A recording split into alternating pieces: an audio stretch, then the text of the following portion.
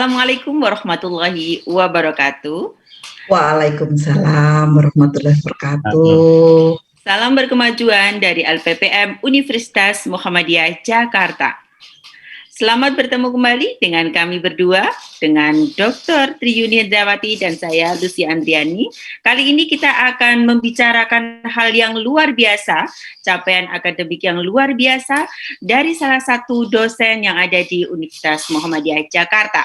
Siapa Ibu kita kali ini? Ya, hari ini kita akan berbincang nih Mbak Lucy ya, dengan Profesor Dr. Budianto. Nah, saya perlu sampaikan nih, Profesor Budianto ini adalah salah satu track yang baik untuk menjadi profesor, di mana satu kali tembus nih jadi profesor nih ya. Wow. Selamat pagi Prof Budi, Pak Budi udah senyum-senyum nih ya. Apa namanya? Kenapa? Karena menjadi satu kali tembus nih ya. Nah, Oke. Alhamdulillah pada hari ini ya, Prof Budi, saya perlu perkenalkan sedikit nih tentang Prof Budi ya. Prof Budi ini kelahiran di Tegal dengan 18 Agustus 1969. Punya 4 putra. Nah, sementara ini istrinya 1. Ya, Prof Budi ya. Oke. Nah, kemudian Prof Budi ini adalah mempunyai kepakaran di bidang sistem kelistrikan energi baru dan terbarukan. Nah, untuk itu kita tidak usah menunda-nunda lama-lama nih Bu Lucy. Kita selalu pengen tanya nih ya. Nah, Pak Prof Budi, pengalaman Bapak nih ya untuk menjadi profesor satu kali tembus itu, kira-kira bagaimana Pak?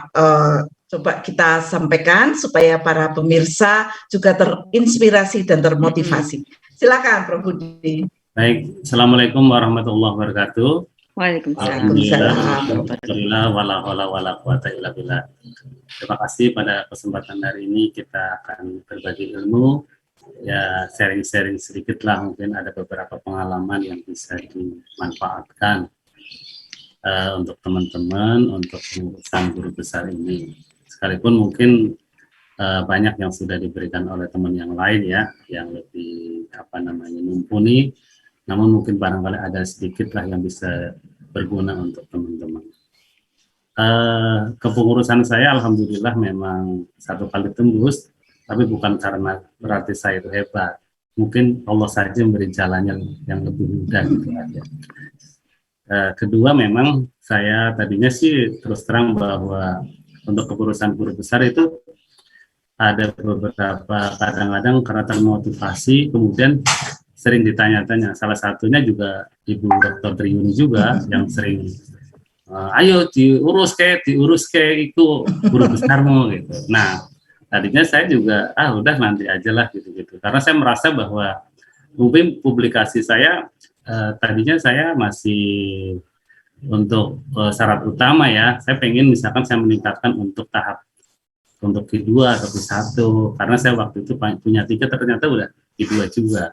Akhirnya saya santai-santai dan saya akan melihat Ibu ini dulu gitu. Tapi ternyata karena tadi saya mencoba juga untuk mengusulkan beberapa usulan dan alhamdulillah disetujui. Mungkin ada beberapa trik yang perlu kita semua pahami. Memang semua itu tidak ada aturan dalam PAK. Namun sekalipun ada dalam PAK, kita juga bisa mensiasati isi-isi yang ada dalam aturan PAK, termasuk akan bidang A, B, C, D. Nah, diusahakan mungkin sekalipun misalkan kita syarat utamanya adalah jurnal internasional berreputasi, tapi dalam PAK itu kan ada beberapa poin, misalkan jurnal Sinta 1, 2, atau 3, 4. Nah, mungkin semua itu kalau saya isi tuh. Jadi ada jurnal Sinta 1, 2, kemudian 3, 4, 5, 6, bahkan akreditasi. Jadi semua poin saya usahakan untuk masuk. Misalkan ada buku nomograf 1, buku chapter ada. Jadi semua lini saya masuk. Termasuk HKI, HKI atau paten itu kita masukin. Memang bahwa usulan guru besar itu kan tidak ujuk-ujuk gitu ya dari usulan rektor kepala, tapi mungkin dilihat juga dari yang lama-lama gitu. Jadi ada beberapa akumulasi dari penilaian akad kredit tersebut digabung menjadi satu. Karena kan nilainya akumulasikan tahapan-tahapan terus seperti itu. Jadi intinya sih bahwa kita berusaha untuk memenuhi target-target. Tapi memang ada syarat tambahan untuk BP, salah satunya misalkan kita menguji dokter atau menguji atau hibah itu dan atau jadi bolehlah Bapak Ibu bisa memilih gitu. Misalkan saya dapat hibah, yang aktif di hibah bisa diusulkan untuk hibah, yang aktif di sebagai reviewer jurnal internasional dilampirkan semua itu. Nanti insya Allah itu sebagai pertimbangan, sebagai prasyarat ya, itu sebagai BP karena memang seperti itu. Oh, gitu. Berarti tahapan-tahapannya itu memang panjang gitu ya, Prof, untuk bisa menyelesaikan jenjang akademik tertinggi ya, istilahnya, yaitu guru besar atau profesor. Tadi sudah disampaikan ada jurnal Sinta 1, 2, 3, 4, 5, dan 6 itu terisi semua gitu. Kira-kira Prof, jangka waktu untuk bisa menyiapkan dari lektor kepala, kemudian sampai guru besar itu berapa bulan? Kemudian strategi-strategi tadi diterapkan di rentang waktu itu atau sudah disiapkan sebelumnya gitu. Terima kasih, Bro. Baik, terima kasih. Jadi sekarang kita sangat terbantu ya dengan adanya laporan PKD. Laporan-laporan PKD itu kan bisa terkumpul karena kita punya kewajiban itu per semester itu kan ada publikasi, gitu kan, ada pengabdian masyarakat, ada tridharma perguruan tinggi. Nah itu kan sebuah modal. Kalau dulu misalkan tidak ada laporan BKD, maka kita mungkin gerubak-gerubuk istilahnya wong Jawa itu gerubak-gerubuk itu nyari sana sini pasti. Nah sekarang kan tinggal mengambil data-data yang sudah dikumpulkan, kemudian sudah dalam bentuk soft copy kita upload melalui Sijali seperti itu. Jadi memang saya lektor kepala kan 2015 ya, 15. Kemudian 2015 ya secara bertahap tadi saya untuk terus terang ya untuk mencapai guru besar saya tadinya juga apalagi mungkin cita-cita saya kecil mungkin tidak terpikir itu saya akan menjadi guru besar karena saya mungkin latar belakangnya juga kan dari madrasah, dari kampung paling jadi ustadz aja kayak gitu kan, tapi Allah berkehendak lain gitu kan, jadi semua rahmat dan doa dari orang tua serta teman-teman gitu. Dan perlu diketahui bahwa jadi guru besar itu tidak bisa sendiri, Mbak. Jadi guru besar itu kita pasti mendapat bantuan orang lain. Jadi keberhasilan saya menjadi guru besar itu bukan karena keberhasilan saya pribadi, adalah semua teman-teman termasuk Bu Yudi sering diajak publikasi atau teman-teman di prodi gitu kan, dan kolaborasi dengan teman-teman di luar prodi itu juga akan membawa nilai kebaikan. Jadi itu mungkin buah dari silaturahmi yang disebut bahwa silaturahmi itu akan mendapatkan bukti. Salah satunya adalah mungkin bagi dosen ya tadi kita bisa meraih rektor kepala, guru besar dan sebagainya. Oh iya, Ibu luar biasa ya, Ibu luar biasa Yuni. nih, profesor yang tetap rendah hati dan juga humble ya untuk ke depan menjadi modal untuk Universitas Muhammadiyah Jakarta untuk maju nanti insya Allah. Amin. Baik, Prof Budi, ini kalau kita bicara profesor tentu kan bicara tentang kompetensi ya, kompetensi yang sudah disiapkan. Kebetulan Bapak kan bidang sistem kelistrikan energi terbarukan. Nah, kira-kira kalau langkah ke depan nih Prof Budi ya, supaya bisa memotivasi kita semua. Kira-kira setelah jadi profesor nih Prof, kira-kira apa sih yang kan udah sangat tinggi gitu ya, udah mencapai puncak itu. Nah, apa sih yang diinginkan setelah menjadi profesor? Kalau saya jadi sebetulnya profesor jadi beban moral juga gitu kan. Artinya masyarakat juga atau kampus atau teman-teman juga menanti apa sih yang bisa diberikan kepada rekan-rekan atau masyarakat atau bangsa dan negara setelah mendapatkan gelar tertinggi itu gitu. Sehingga kan ada modal, artinya tetap kita berkeinginan bahwa publikasi atau riset kita mengenai keahlian dan bidang itu terus kita galakan, termasuk memberikan pembelajaran terhadap mahasiswa tentang keilmuan yang diberikan gitu. Misalkan saya di bidang energi baru gitu kan. Jadi nanti juga dalam membimbing mahasiswa untuk tugas akhir atau tesis atau berkaitan dengan energi terbarukan. Kemudian nanti untuk aplikasi pengabdian masyarakat juga bagaimana pemanfaatan energi terbarukan itu bisa dirasakan oleh masyarakat sehingga bisa mengurangi energi fosil dan lain sebagainya. Dan target kita ya sebagaimana ditargetkan bahwa penurunan terhadap energi fosil, kemudian bagaimana kontribusi dari masyarakat terhadap kepedulian energi, kemudian kepedulian dunia tentang emisi juga itu menjadi pertimbangan. Dan memang itu menjadi beban ya, artinya kita juga paling nggak nanti kan kalau misalkan saya nggak nulis lagi, oh mandek gitu ya, setelah profesor kok nggak neliti lagi gitu. Jadi kan mesti harus ada apa yang bisa dikerjakan gitu lah. Alhamdulillah misalkan salah satu kemarin saya soal di STME ternyata tadi baru di WA tuh, Pak bisa nggak ini untuk penangkap hama di sawah kayak itu dengan menggunakan photovoltaik gitu. Jadi nah itu kan mungkin mudah-mudahan bisa bermanfaat. Ya sebaik-baik orang kan bisa bermanfaat bagi orang lain. Itu tujuannya kan gitu ya. Iya Bu. Ini dari pengalaman-pengalaman Prof Budi, bagaimana cara menyiapkan diri juga, kemudian mempunyai keikhlasan juga.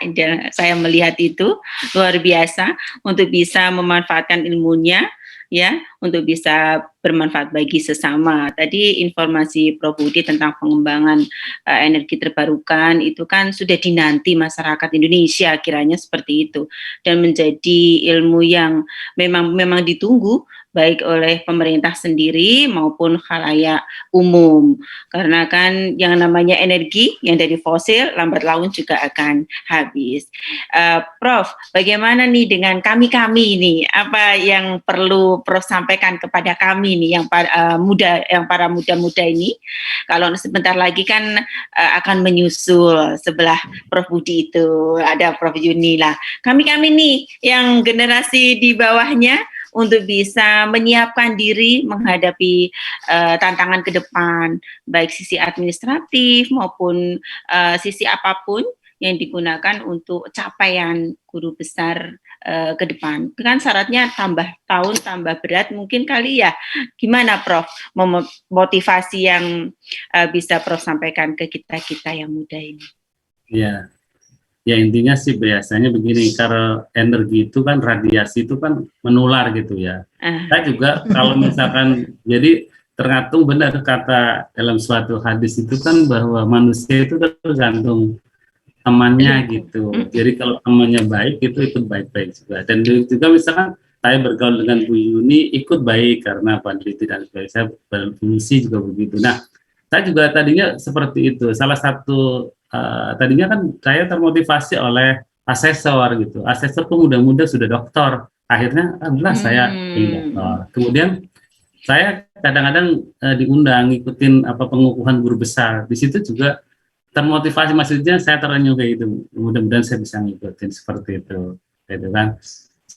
Akhirnya sebatas itu kayak terus. Nah, untuk persiapan mungkin kepada adik-adik kita, dosen-dosen muda, sekarang sarana prasarana sudah baik, kemudian sekarang juga sudah sistemnya juga terbantu administratif oleh digital, sehingga ini akan membantu, sangat membantu gitu kan. Kemudian paling tidak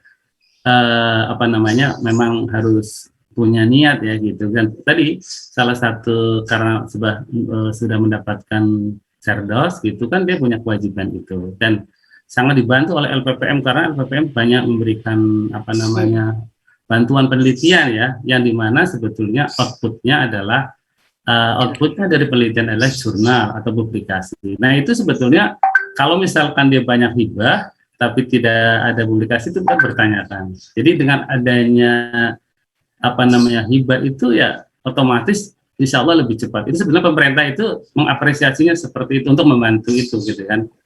Jadi supaya ini ya kira-kira harus konsisten lah apa yang dijanjikan dalam usulan hibah, kemudian dalam bentuk publikasi ilmiah kita tulis.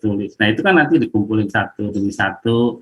Nah kalau saya strateginya sih ini Mbak, saya punya map 4 gitu. Jadi map ada map 1 bidang A, bidang B, bidang C, bidang D gitu. Jadi karena kita kan nggak ini ya, nggak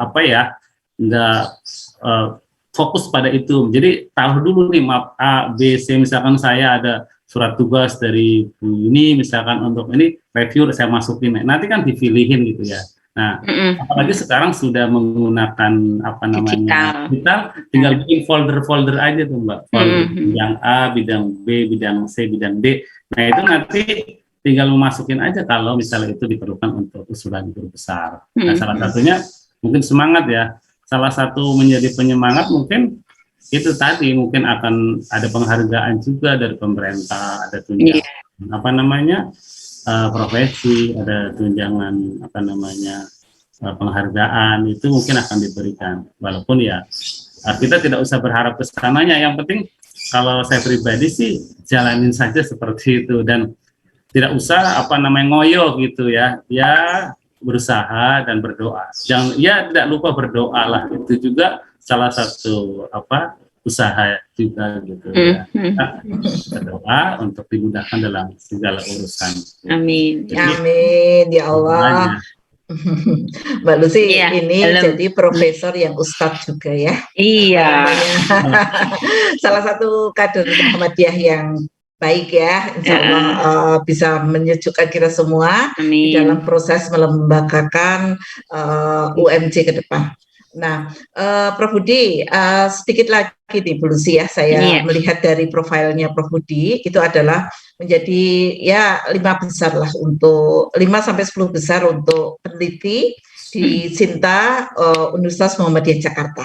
Jadi indeks Scopusnya tinggi ya Pak Budi ya, untuk itu cukuplah termotivasi bagi kita untuk bisa mengikuti Prof Budi dengan baik, dengan tadi nggak ngoyo gitu ya, tetapi fokus. Kalau saya lihatnya fokus, tadi ada beberapa yang telah disampaikan, ada map 4 gitu ya, ada folder 4 gitu ya, bidang A, bidang B, bidang C, bidang D, itu bisa kita tiru Mbak Lucy. Pertama, kenapa? Karena kita sama Allah tuh diberi sifat lupa juga ya. Nah, jangan sampai kececer dan lain-lain. Wah, ini memotivasi kita semua pada pagi hari ini ya, para pemirsa. Prof Budi, ini terakhir mungkin sampaikanlah closing statement Prof Budi terkait di mana Prof Budi sebentar lagi akan dikukuhkan nih ya di Universitas Muhammadiyah Jakarta. Kita juga setiap kali kita hadir di dalam pengukuhan guru besar yang adanya itu mengharu biru ya, proses pencapaian terima kasih dari silaturahim daripada guru-guru kita, saudara-saudara kita, teman-teman kita. Silakan Prof Budi untuk memberikan closing statement. Baik, terima kasih pada Bu Yuni dan Bu Lucy dari LPM yang telah mengundang kami ya untuk bisa berbincang-bincang dalam acara proses ini. Mudah-mudahan apa yang saya sampaikan ada manfaatnya. Apabila itu salah, datang dari saya pribadi, saya mohon maaf. Intinya bahwa kita sadar bahwa kita diberikan amanah sebagai dosen, dan dosen punya kewajiban melaksanakan tridharma perguruan tinggi. Jadi kalau memang kita dosen ya kita ngajar, kita meneliti, kita pengabdian masyarakat, dan apalagi kalau di Muhammadiyah adalah salah satunya adalah Al-Islam dan Muhammadiyah, yaitu nanti berhubungan dengan kemasyarakatan. Nah, intinya sih dijalankan aja karena masing-masing sekarang sudah punya tupoksi ya, dosen itu berapa SKS, itu berapa penelitian, itu harus dijalankan sebagai kewajiban. Itu nanti insya Allah kita akan mendapatkan hasilnya. Dan kita kadang-kadang suka protes dengan orang lain, tapi belum berbuat gitu. Gak usah protes dulu lah, dijalankan dulu. Kadang-kadang saya melihat saya nggak bisa ini, saya nggak bisa itu, saya kok ini gitu. Jadi perlu saya sampaikan ini, kadang-kadang teman-teman pengen gitu ya, keinginan itu tidak bisa tercapai kalau tidak ada usaha gitu. Nah itu yang saya pengen jadi profesor, saya pengen rektor kepala saat ini, bahkan ikut pelatihan itu ini tapi actionnya yang belum ada gitu. Nah itu mungkin yang perlu dilihatkan. Termasuk saya mungkin kalau tidak ada dorongan dari keluarga, dari teman-teman sahabat, misalkan oh iya cepetan dong, nanti itu perlunya teman itu watawasobil haq watawasobis sabr, itu saling menasehati dan saling mengingatkan itu sesama kita agar kita termotivasi. Salah satu misalnya ketemu, oh kok enggak, Bu Lucy gimana lektor kepalanya, atau Pak Budi, Bu Yuni gimana, alhamdulillah udah Bu Yuni udah penilaian, jadi ada itu motivasi, kurang apa bisa, nah gitu. Dan tapi nanti habis itu jangan lupa kalau misalkan udah dikasih nasihat kemudian ditutup udah itu aja, ya udah akhirnya nggak jadi. Nah mungkin itu yang membuat saya pribadi belajar juga ya, kalau misalkan ada sesuatu keinginan ya dijalankan, nanti Allah akan memberikan jalan lah. Ketemunya di mana itu wallahu alam, karena kan kita nggak tahu ya berapa cita-cita kita antara reality dan target atau kenyataan. Allah kenyataannya itu berbeda. Yang penting faida azamta fatawakal Allah. Kita berusaha kita serahkan kepada Allah. Itu aja, mungkin mudah-mudahan Allah selalu memberikan keberkahan kepada kita semua, memberikan petunjuk dan kesehatan kepada kita, dan kita bisa berguna bagi sesama. Amin. Ya, amin. Amin. Iya, terima kasih banyak Prof Budi. Dari Prof Budi kami bisa banyak belajar ini bagaimana menyiapkan diri untuk menjadi pendidik yang luar biasa hingga bisa mencapai gelar tertinggi di bidang akademik, yaitu guru besar atau profesor. Dari Prof Budi juga kami yang muda-muda ini bisa belajar bagaimana menerapkan yang namanya agama, itu nilai-nilai agama itu real di dalam sikap ya, bagaimana menyikapi sebuah kegagalan, bagaimana menyikapi sebuah harapan. Terima kasih atas waktunya ya, di kami, saya dengan Ibu Dr. Insinyur Triyuni Hendrawati yang kali ini mengawali kembali menggembirakan podcast Professor and Friends, dimulai dengan hadirnya Prof Budi sebagai salah satu guru besar yang lahir dari Universitas Muhammadiyah Jakarta. Semoga dengan lahirnya profesor baru diikuti oleh profesor-profesor berikutnya membawa Universitas Muhammadiyah Jakarta lebih gemilang gitu. Iya Bu? Ya, terima kasih Prof Budi. Salam berkemajuan dari LPPM Universitas Muhammadiyah Jakarta. Nah, jangan lupa like dan subscribe channel YouTube LPPM Universitas Muhammadiyah Jakarta. Dan kita saat ini kita akan mulai kembali dengan berbagai diseminasi penelitian, pengabdian, dan juga hal-hal terkait dengan isu-isu terbaru. Terima kasih Prof Budi, semoga sukses dan sukses untuk Universitas Muhammadiyah Jakarta. Amin. Assalamualaikum warahmatullahi wabarakatuh. Waalaikumsalam warahmatullahi wabarakatuh.